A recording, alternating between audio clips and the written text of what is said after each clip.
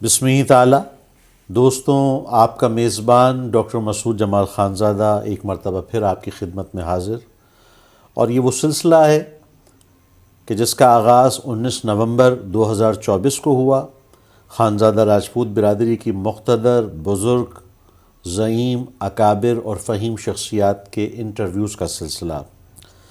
کسی بھی اچھی بات، اچھے کاز کے پیچھے کچھ متحرک لوگ ہوتے ہیں، کچھ محرکین ہوتے ہیں۔ اس پورے سلسلے انٹرویوز کے پیچھے بھی کچھ متحرک لوگ ہیں، اس کے بھی کچھ محرکین ہیں، اور اس کا ایک محرک اولی اس وقت میں ان کے ساتھ موجود ہوں۔ میری مراد ریسپیکٹڈ خالد مسعود خانزادہ صاحب سے ہے۔ میں ان کی رحمت کدے کوثار متصل حیدرآباد سندھ ایئرپورٹ پر موجود ہوں۔ خالد مسعود بھائی، سب سے پہلے تو بہت شکریہ، آپ نے وقت دیا، آپ کے رحمت کدے پر موجود ہوں۔ یہ بڑا خوبصورت سلسلہ آپ نے شروع کیا ہے، آپ اس کے محرک اولی ہیں کہ 19 نومبر 2024 سے لے کر آج 7 مارچ 2025 میں ہم داخل ہو گئے، اور اب تک برادری کے کم و بیش 7 شخصیات کے انٹرویوز ہو چکے ہیں، اور وہ یوٹیوب پہ جلوہ فرما ہیں، لوگ دیکھ رہے ہیں، سبسکرائب کیا جا رہا ہے اس چینل کو جس چینل پر وہ موجود ہیں، لوگ ویورز اس کے بڑھتے جا رہے ہیں۔ تو سب سے پہلے تو میں یہ جاننا چاہوں گا کہ یہ جو خیال آپ کو آیا کہ 1947 میں یہ جو بوقت ہجرت جو حالات تھے، ہندوستان سے جو اپنے اوطان مالوفہ کو چھوڑ کر پاکستان آ رہے تھے خانزادہ راجپوت برادری کے بزرگان، کہ ان کے انٹرویوز کیے جائیں، تو یہ خیال آپ کو کیسے آیا؟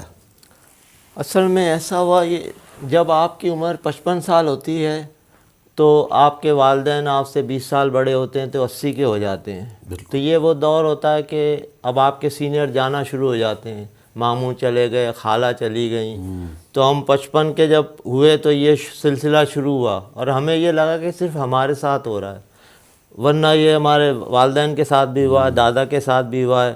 تو میں اور کرنل خالد صاحب جب بیٹھتے تھے نا، اکثر یہی بات ہوتی تھی کہ یار یہ سینئر جا رہے ہیں، سینئر جا رہے ہیں۔ جب کرنل صاحب ڈاکٹر قدیر صاحب سے ملتے تھے نا، تو قدیر صاحب تو ماشاءاللہ سما باندھ دیتے ہیں، ان کے پاس ہسٹری ہے ساری۔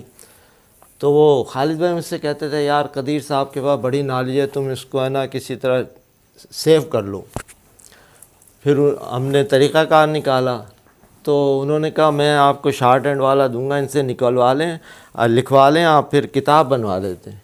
ہم نے کہا چلو ٹھیک ہے، ہم شارٹ اینڈ والے کو لے کے گئے قدیر صاحب کے یہاں۔ اب وہ شارٹ اینڈ والا بھی سمجھو فیل ہو گیا، وہ مسئلہ جو مزہ آتا ہے نا وہ آیا ہی نہیں۔ وہ ادھر جا رہے ہیں، وہ لڑکے نے بھی کہا سر یہ میری تو اتنی اسپیڈ نہیں ہے کہ اب میں یہ کر سکوں۔ پھر ہم واپس آ گئے، خالد بھائی کو بتایا، پھر اسی طرح سلسلہ چلتا رہا۔ پھر ہم نے کہا آپ کتاب وہ لکھ لیں، ہم اس کو چھپوا دیں گے۔ اسی دوران میں اقتدار خانزادہ جو کہ صوبیدار سلیم صاحب کے بڑے صاحبزادے نیوی میں آج کے اسلام آباد میں ہوتے ہیں، وہ قدیر صاحب سے ملے۔ انہوں نے مجھے فون کیا پھر کہ یار خالد، وہ میں نے ایک فلاں شخص کو کہا تھا کہ وہ قدیر صاحب سے کچھ یہ ان کے پاس کچھ لکھا ہوا مواد بھی ہے، وہ لے کے تم کرو، وہ بندہ نہیں کر رہا تم کرو۔ اب آرمی کا بھی پریشر، نیوی والے بھی آ گئے۔ تو میں پھر گیا، ڈاکٹر صاحب کو بتایا، تو اس کے بعد انہوں نے کہا اچھا میں لکھتا ہوں۔ پھر انہوں نے کہا، اقتدار بھائی نے کہا کہ آپ جو ہے نا یہ ڈاکومنٹس لے لیں تو ہم ٹائپ کرا لیں گے۔ وہ ڈاکٹر صاحب اس پہ مقصد اسٹینڈ لے لیا، انہوں نے کہا ایسے نہیں دوں گا، جب تک کوئی کریکشن والی چیز ہو تو میں دوں گا، یہ تو برڈ آئی ویوز ہیں، اس میں غلطی ہوگی۔ اچھا میں بڑی ذمہ دار شخصیت۔ ہاں بالکل۔ تو ہم نے کہا چلو ٹھیک ہے، ایسے ٹائم گزرتا گیا۔ پھر ان کے نواسیوں کی کچھ شادیاں آ گئیں، لیکن وہ بات بن نہیں رہی تھی نا۔ اب جو ڈیلے ہوتی ہے بعض دفعہ اللہ کی طرف سے ہوتی ہے، اس کا پتہ نہیں ہوتا، انسان سمجھتا ہے غلط ہو رہا ہے لیکن اللہ نے اس میں کیا چھپایا ہوتا ہے۔ تو یہ اسی طرح سلسلہ چلتا رہا۔ اچانک پھر جو ہے نا یہ خوش نصیبی ہے میری کہ آپ تشریف لے آئے میرے گھر پہ۔ تو میں نے آپ سے کہا کہ میں نے کہا جمال ایسے ایسے یہ جو ہے نا یہ کرنا ہے، تو آپ نے کہا میں جو ہے نا انشاءاللہ یہ کر لوں گا۔ اور میری ابھی بھانجی وہ جرمن جا رہی ہیں، اپنے جنید کی بیٹی، تو یہ 15 دن کا ٹائم دے دیں۔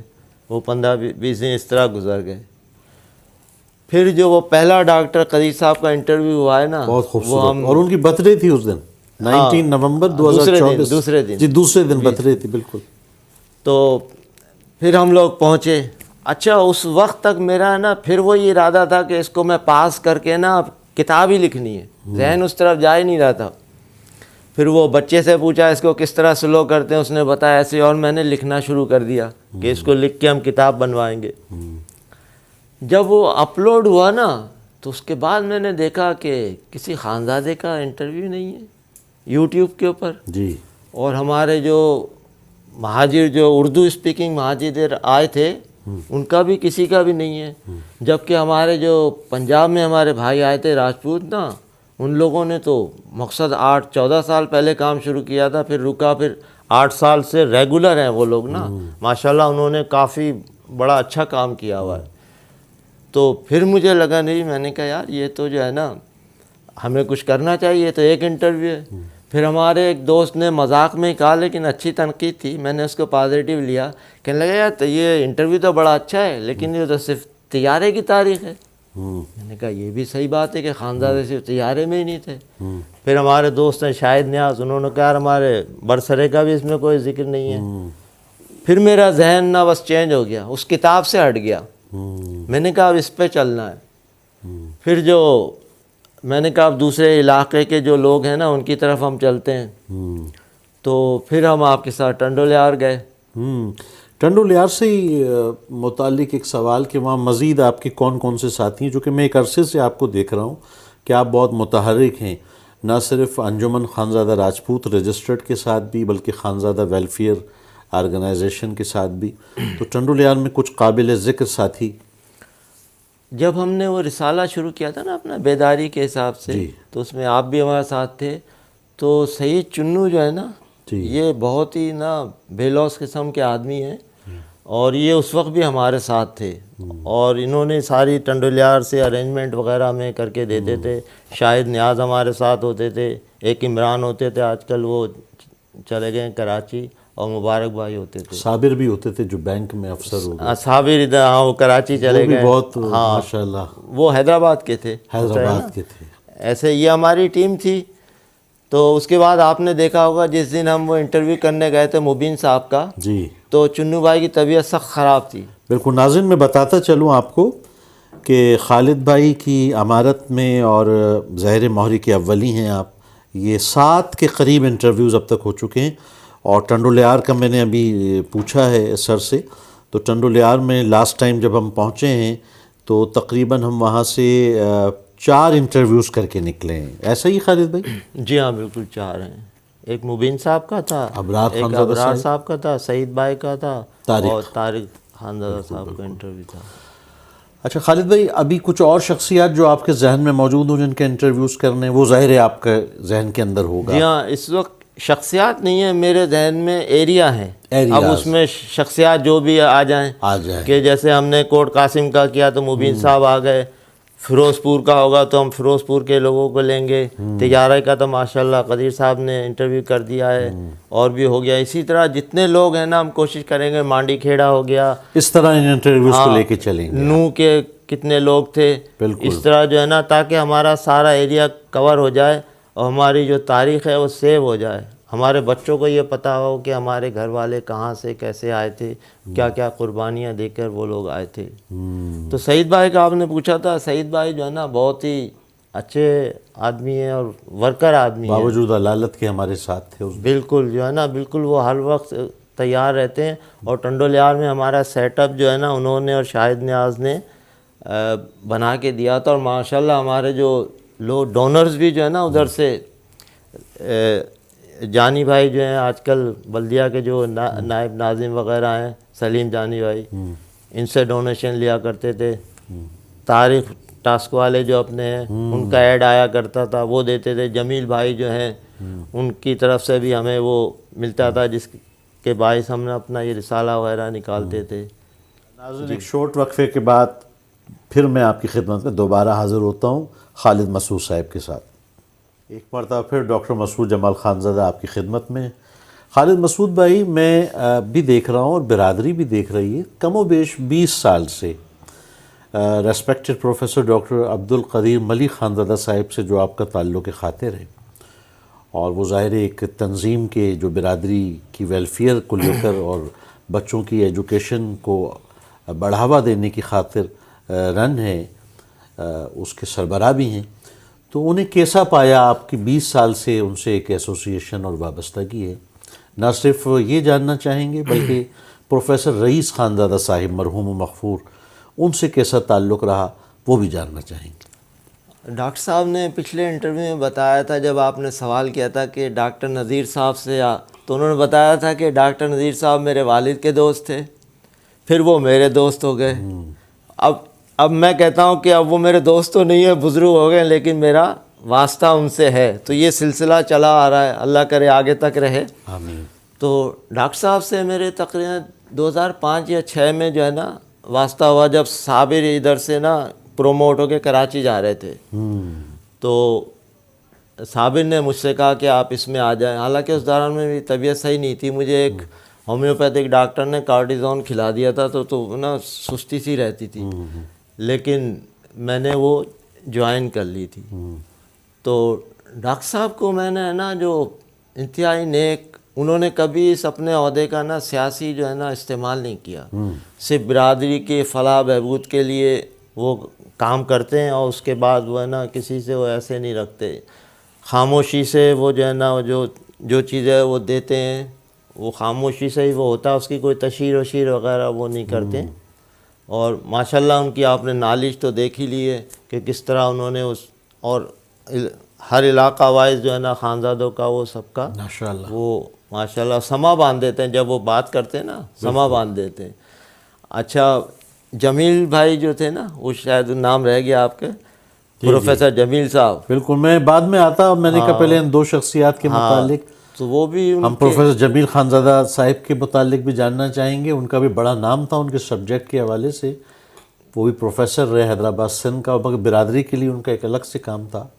بالکل، وہ انہی کے ساتھ ہوا کرتے تھے، ہمارے جنرل سیکریٹری تھے اس ٹرسٹ کے، تو وہ اپنے اصولوں کی وجہ سے جو ہے نا وہ جانے جاتے تھے، اور جو اصول پرست ہوتا ہے اس سے پھر کچھ لوگ نالاں بھی ہو جاتے ہیں، لوگ چاہتے ہیں کہ بس ہمارا کام ہو جائے، لیکن انہوں نے ہمیشہ میرٹ کے اوپر جو ہے نا وہ کام کیا ہے۔ اچھا، وہ سخت تھے، سخت کس کے لیے تھے؟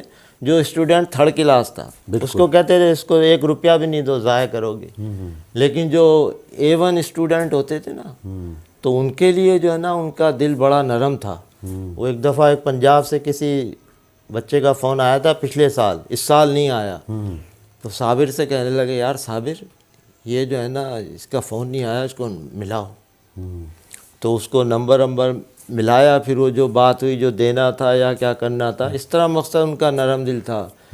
پھر وہ ہم کوٹری میں بھی کچھ فنڈس وغیرہ دیتے تھے، تو ایک دفعہ کیا ہوا کہ وہ جب سارے فنڈس کیے تو پر ہیڈ 3000 روپے آ رہے تھے نا، تو کہنے لگے یار 3000 میں عید پہ کیا ہوگا، ایسا کرو 5000 کرو، اور جتنے جو ہے نا وہ بچتے ہیں پیسے آتے ہیں وہ میرے کھاتے میں ڈال دو۔ تو مقصد وہ اتنے نرم دل بھی تھے، اور دوسری طرف سے وہ اصولوں پہ بالکل سخت تھے۔ میرٹ ان کا سپیریئر کالج جو ہے اس کا نام ہی جو اسی وجہ سے ہے کہ وہ اپنے اصولوں پہ وہ رہتے تھے۔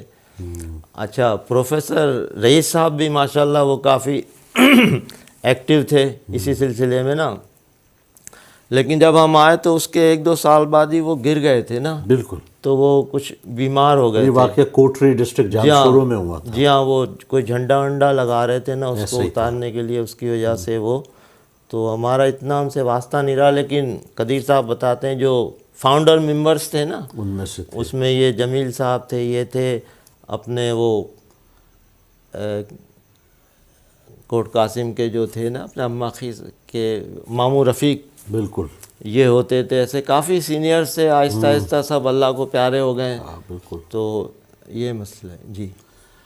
حضور اسلام کی حدیث ہے کہ ذکر الصالحین تتنزل الرحمہ، آپ کے والدین کریمین کے ذکر کے بغیر آپ سے گفتگو مکمل نہ ہو سکے گی، اور میں نے جہاں تک سنا ہے کہ وہ انتہائی صالح